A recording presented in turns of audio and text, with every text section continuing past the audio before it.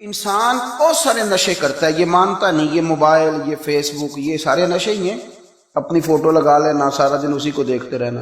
اور بڑے بڑے سیانے بندے جو وزادار ہیں، بڑے وزادار لوگ ہیں، لیکن وہ بھی سنجیدگی کے قائل نہیں، اس طرح کے نشوں کا شکار ہیں۔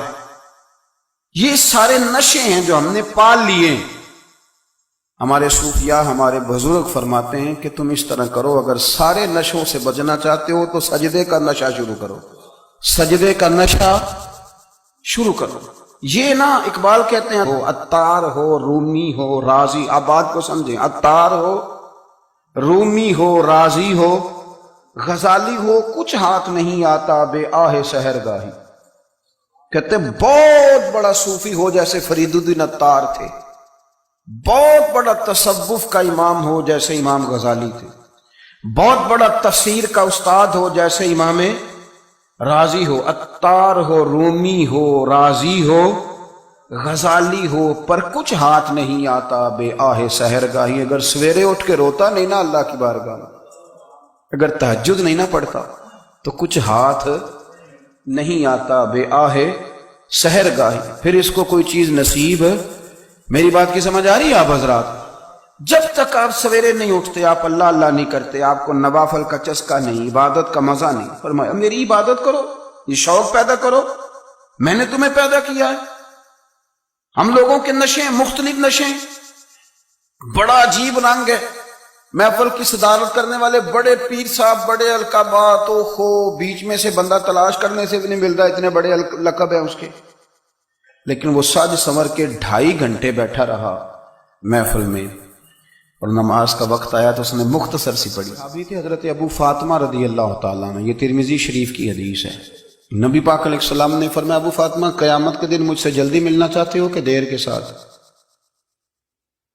تو کہنے لگے حضور کون ہوگا جو دیر سے ملنا چاہے، ہم نے تو جان دے دی وعدہ دیدار پر۔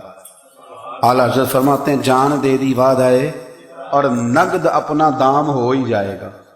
مجھے لگتا ہے کہ یہ سودا نقد و نقد ہو جانا ہے، چونکہ ہم نے جان دے دی وعدہ دیدار پر۔ آپ نے وعدہ کیا تھا کہ مریں گے تو پھر زیارت ہوگی، تو مر گئے ہم زیارت کی خاطر۔ جان دے دی وعدہ دیدار پر، تو نقد اپنا دام ہو ہی جائے گا۔ اے رضا ہر کام کا ایک وقت ہے، دل کو بھی آرام ہو ہی جائے گا۔ تو حضرت ابو فاطمہ رضی اللہ تعالیٰ عنہ سے نبی پاک صلی اللہ علیہ وسلم نے فرمایا جلدی ملنا چاہتے ہو کہ دیر سے؟ اس کی حضور فٹافٹ ملنا ہے، میں نے قیامت کے دن آپ سے جلدی ملنا ہے۔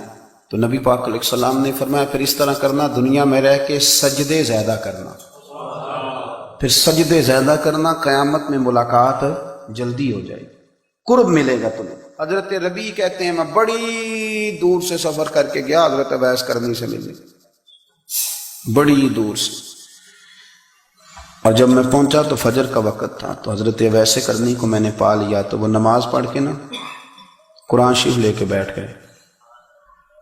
فرماتے ہیں اشراق چاشت کا وقت ہوا تو نفلوں کی نیت باندھ لی۔